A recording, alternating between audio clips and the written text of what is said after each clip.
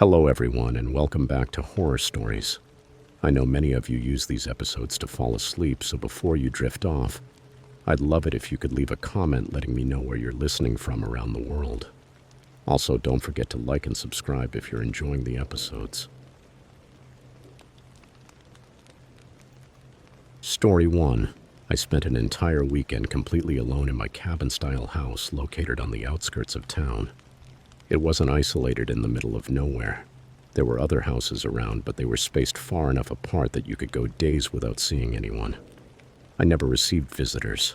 No salespeople, no neighbors. It was the kind of neighborhood people passed through without paying attention, because if you didn't look closely, all you saw was an endless sea of trees. It was winter just after a heavy snowfall, and everything felt quieter than usual. A thick layer of snow covered the ground, and the forest behind my house looked deeper and darker than normal. In general, I didn't mind being alone there. The house was cozy with large windows, a stone fireplace, and that warm cabin atmosphere that was the very reason I decided to move there. The first night passed without anything strange, until very late. I stayed up watching YouTube videos in the living room, half asleep, until well past midnight. Eventually, I turned off the TV and headed to my bedroom.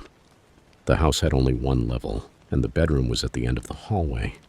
That room, like the rest of the house, had huge floor-to-ceiling windows, along with a sliding glass door that opened directly onto the forest. Given how private the location was, surrounded only by trees and with no nearby neighbors, I suppose that design made sense. Still, it could be unsettling at times. Even seeing my own reflection in the glass at night could startle me, making me think someone was out there. But that night was different. I turned off the lights and got into bed when I heard something. A soft crunch coming from outside. It didn't sound like an animal or the normal noises of the forest. It was heavier, like someone stepping on a thick branch. A few seconds later, I heard it again. I sat up immediately and looked toward the large window. Because the room was completely dark, I could see fairly well outside. I stared for about 30 seconds until something moved in the solid darkness between the tall pine trees. It wasn't a defined shape, just a quick shift in the shadow between two trees, as if someone had leaned out of view, or into it. I couldn't make it out clearly. After that, everything went silent. Several minutes passed as I continued staring outside, my nerves slowly tightening. I began to think that maybe my mind was playing tricks on me, that my eyes were creating shapes where there was nothing. Even so, I didn't move for a long time. Eventually, I got up, checked twice to make sure the sliding door was locked, and went back to bed. It took me a very long time to fall asleep. Every 30 seconds, I felt the urge to open my eyes and look back at the window. But every time I did, I saw nothing. The next day was strange. Nothing specific happened, but everything felt wrong in a way I couldn't explain. I constantly had that subtle, uncomfortable feeling that someone was just outside my field of vision, watching me. I kept turning to look at any window behind me, expecting to see eyes staring back from outside. It never happened, but the feeling didn't go away. When it started getting dark again, it began to snow, which oddly calmed me a little. I thought it made it even less likely that someone would be outside lurking in the cold and snow. So I tried not to think about it too much. Around 10 at night, I was watching TV in the living room, wrapped in a blanket next to the fireplace. The glow from the television lit up much of the house, so I didn't realize how dark the interior was until I got up from the couch to grab a soda. As I walked down the main hallway, I noticed that the light in the back room, a small study with bookshelves full of books, was off. I could have sworn I had left it on earlier. I usually kept it on because it provided a nice ambient glow and kept the house from feeling like a cave full of shadows. I walked over and turned the light back on without thinking much of it. I grabbed the soda and returned to the couch. Maybe a minute passed after I resumed the show when automatically I turned my head and glanced over my shoulder. I wasn't checking anything in particular. It was one of those involuntary movements. But the study light was off again. I felt the blood drain from my face. I stood up and walked far enough down the hallway to see the light switch from where I was standing. The switch was physically flipped down in the off position. I stared at it. Someone had been in that room, and everything felt as though they were trying to lure me in there. I slowly began backing away. My phone was charging on the nightstand in my bedroom, and my car keys were next to the front door. I knew I had to grab both and get out of there immediately. I moved quietly down the other hallway and into my bedroom. I grabbed my phone, but before I could leave, I saw something move behind the glass. I looked up, and at first I only noticed faint footprints pressed into the snow outside the window. Then I followed those footprints with my eyes until they led to a large figure. A man was standing just a few feet from the window. He was completely concealed by the darkness, but I knew, without a doubt, that he was watching me. I ran back down the hallway toward the front door, grabbed the keys, and heard not one, but two sets of footsteps moving on the other side of the house. I opened the door and ran toward the side driveway where my car was parked. As soon as I got inside, I saw that same figure rounding the house and running straight toward me. I started the engine and sped onto the main road. As I drove away, I saw him standing where my car had been, watching me as I fled. The police took a little over 30 minutes to arrive at the property. What they found was terrifying. Several windows were shattered, and the interior of the house looked completely destroyed. Doors and cabinets ripped from their hinges, furniture overturned, walls dented and torn. I told the officers that I had heard two people inside the house and that I had seen a man outside. But given the condition they left the house in, it was impossible to understand how those two people had managed to enter and move around without making noise while I had been there all day. I spent weeks staying in a hotel while the house was repaired, and eventually I put it up for sale. I couldn't shake the idea that 3 people had been stalking me for who knows how long, and if I hadn't managed to escape, I don't even want to imagine the horrible and disturbing things that would have happened that night. Even now, I still have nightmares where I see myself walking down that hallway, approaching the room with the light turned off, knowing exactly what's waiting for me just out of sight on the other side of the door frame. Story 2. My name is Noah, and I am 36 years old. For everything to make sense, I need to give some context about why I was living where I was. 2 years before all of this happened, my wife and I separated just a few months after buying a house together. It wasn't a hostile breakup, and we technically didn't even divorce until several months later. But that part isn't really relevant. The house we bought was enormous, far too big even for the two of us. The idea was that it would be a place to grow, to have kids, dogs, and slowly build a life there over time. But after we separated, I was left with the decision of either selling it at a loss or staying there alone. I chose to stay, so I lived completely alone in that house for 2 years. I kept telling myself I would eventually find a way to make use of all that space. Since I worked from home, I thought I could turn one room into an office, another into a gym, another into a bedroom, so it wouldn't feel so empty. But the truth is, I never actually did that. The house remained almost entirely hollow and abandoned. If you opened a random door, chances were there would be nothing inside except a dusty, unused room. There were rooms I didn't step into for months at a time. It didn't bother me too much. Although sometimes the feeling of being alone in such a massive house blended with a deeper sense of loneliness and created a discomfort I couldn't quite explain.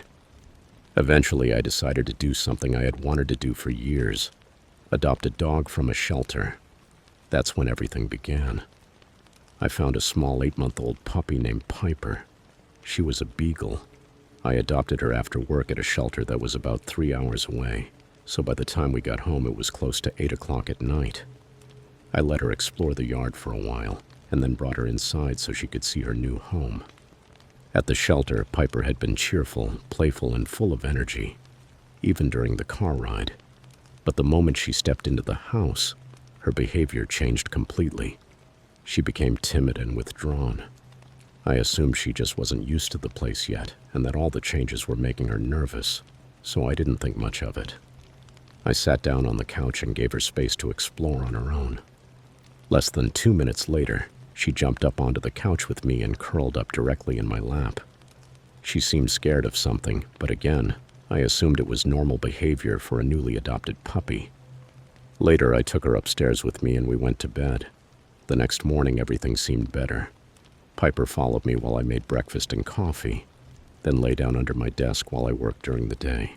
However, a few hours later, she stood up and walked toward the door, stopping halfway down the hallway, completely alert. After a few seconds, she left the room entirely, and I could hear the sound of her nails clicking on the floor as she walked down the hallway toward the stairs. I thought she finally felt comfortable enough to explore, so I left her alone and continued working. About 10 minutes later, she suddenly started barking uncontrollably from somewhere downstairs. I jumped out of my chair and ran down the hallway and down the stairs as her barking echoed throughout the house, bouncing off the corridors and making it hard to tell exactly where she was. I called her name and checked several rooms until I finally found her.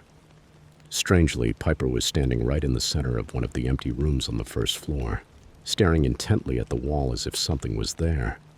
When she saw me, she ran over and pressed herself against my side, her tail low and her nervous gaze fixed once again on the empty room. I stepped inside and checked, but there was absolutely nothing there. The room was completely empty. I tried to calm her down, picked her up, and closed the door to that room. Then I took her back to my office upstairs, and after a few minutes I went back to work.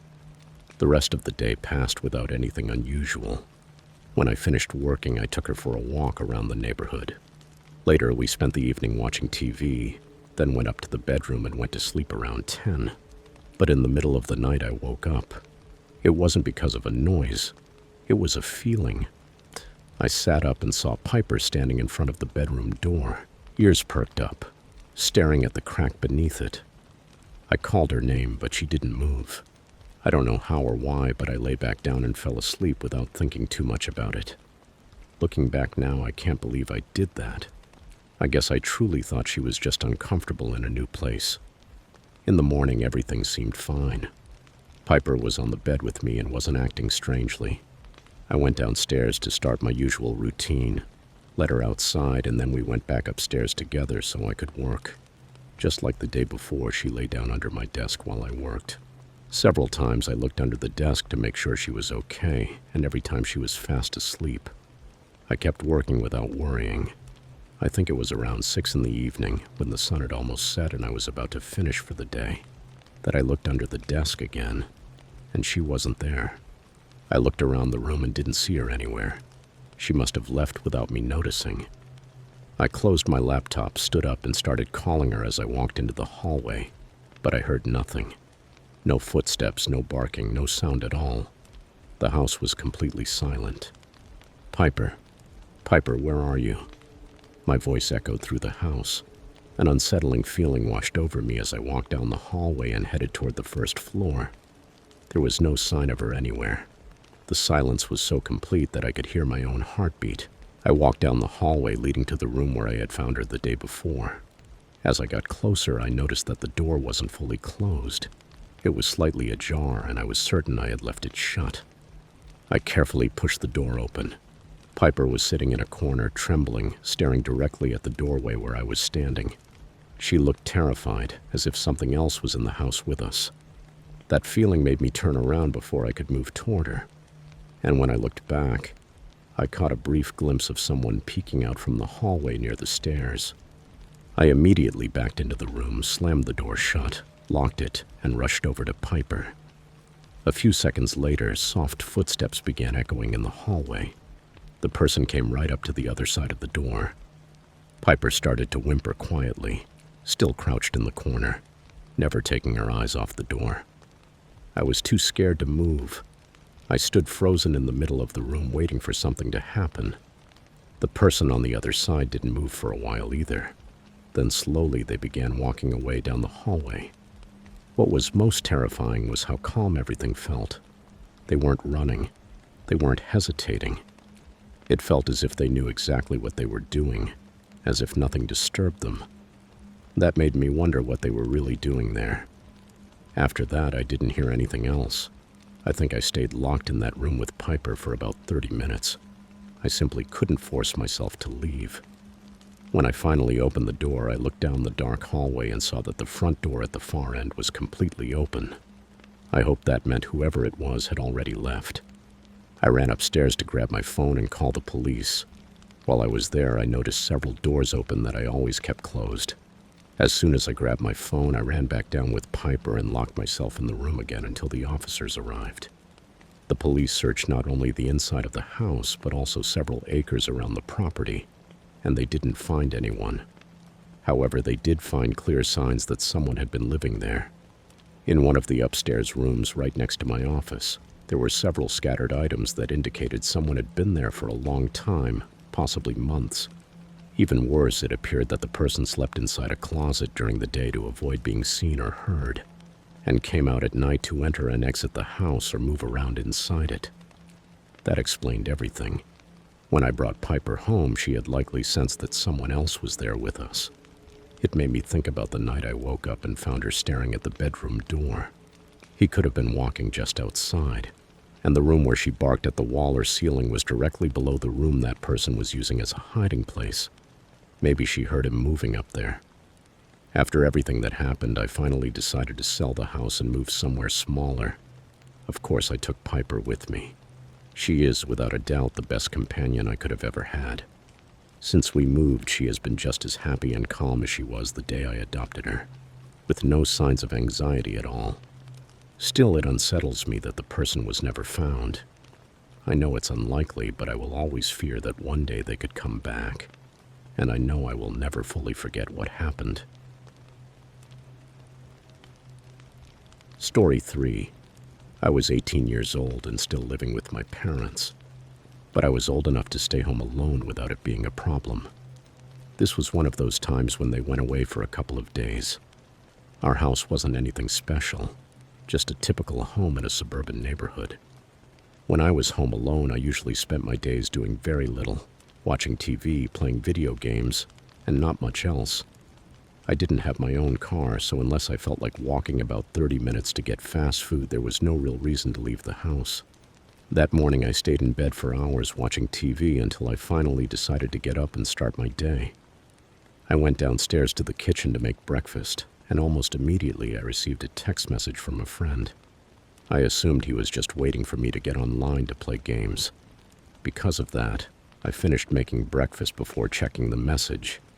But when I finally opened it, I was confused. It said, "Who is the guy outside your house?" That completely caught me off guard. I replied, "What?" and immediately went to the front window to look. There was no one there, no cars, no people. The neighborhood was empty and silent. My friend's house was directly across from mine, and I didn't see him looking out his window or anything like that, so I didn't understand what was going on. After about a minute, I decided to call him, thinking it might be some stupid joke. He was the kind of friend who sometimes said things like that just to mess with me, but this time I didn't find it funny at all. When he answered, he didn't act like he was joking. He was completely serious. He told me he had seen a man outside my house, someone he had never seen before. He mentioned it because the guy looked like he was trying to look inside the windows. That seemed very strange to me. But since the man was no longer there and neither of us could figure out who he was or what he had been doing, we dropped it and got on Discord to play video games for a few hours. During that time, I only went downstairs once to refill my water bottle, and I took the opportunity to look out the window again. I didn't see anyone. We played until around 5 or 6 in the evening. When we ended the call, it was already dark outside, and I realized how much time had passed. I went down to the kitchen and started making a quick dinner, not really sure what I would do afterward. Probably just watch TV in my bedroom. While I was cooking, I saw a shadow move or flicker on the wall in front of me. I turned immediately, but I didn't see anything. There was no movement in the living room that could explain it, until I looked toward the window. I walked over and looked outside. Everything was dark and still. I didn't see anyone. Even so, the thought that someone might be watching me from outside sent a chill through me. I tried to convince myself that I was overreacting. The shadow could have been a passing car or something else entirely. I kept telling myself there was nothing to worry about. I finished making dinner, went upstairs to my bedroom to eat, and lay down to watch TV. I stayed there for at least an hour, maybe a little longer, half distracted, barely paying attention to what was on the screen. At some point, when it was fully dark, I realized that I hadn't turned on any lights upstairs. The only light in my room was coming from the television. Without realizing it, my eyes kept drifting toward the gap beneath my bedroom door. The hallway on the other side was completely dark. Normally, that wouldn't have bothered me, but that night it felt different. Wrong. Eventually, I paused the show and decided to go downstairs for a snack. Honestly, it was more of an excuse to turn on all the lights in the house and shake off that strange feeling. However, the moment I opened my bedroom door, the discomfort intensified. The house was far too quiet, and the hallway looked unsettlingly dark. I turned on the light and saw that there was nothing there, just an empty hallway. I felt a little ridiculous, even annoyed with myself for being so nervous. I went downstairs, and before getting something to eat, I checked the windows. The paranoia I was feeling wasn't like anything I had experienced before, at least not at that intensity.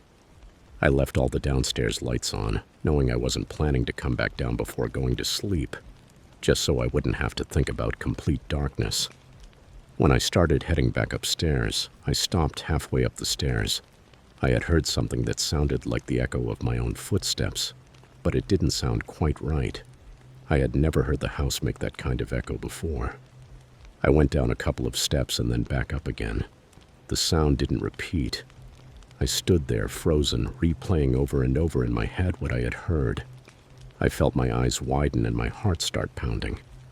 Then I ran upstairs, went into my bedroom, locked the door, and called the police. I was almost completely sure that what I had heard were the footsteps of another person inside the house, matching mine. As if someone had been mimicking the way I walked so I wouldn't notice them approaching from behind. While I stood there on the stairs, I realized that was exactly what it had sounded like. While the police were on their way, I called my friend and asked him if he saw anything. At first he said no, but he walked over to his front window while we were talking. A couple of minutes later, he exclaimed, "Oh shit." He said he had just seen a man climbing out of a side window of my house and running toward the trees. He was sure it was the same guy he had seen earlier. I couldn't even speak for a full minute. I was terrified by how accurate my feeling of not being alone had been. When the police arrived, I went outside with them while they investigated. My friend also came out and spoke with the officers. Nothing really came of it beyond a promise to look for the man and notify us if they found any leads. However, they did mention that the case was similar to another one that had happened a few weeks earlier in a nearby neighborhood, where another boy was home alone and a man had been lurking outside, approaching the window and trying to convince him to let him inside. In both cases, it wasn't clear what he was planning to do. Kidnapping seemed like the most obvious answer, but from what I could tell, the man didn't have a car. Dragging a young person who was screaming and fighting out of a house didn't seem easy or discreet. I never found out what was going to happen that night, and I probably never will, because that man is still out there, lurking, watching someone without them even knowing it.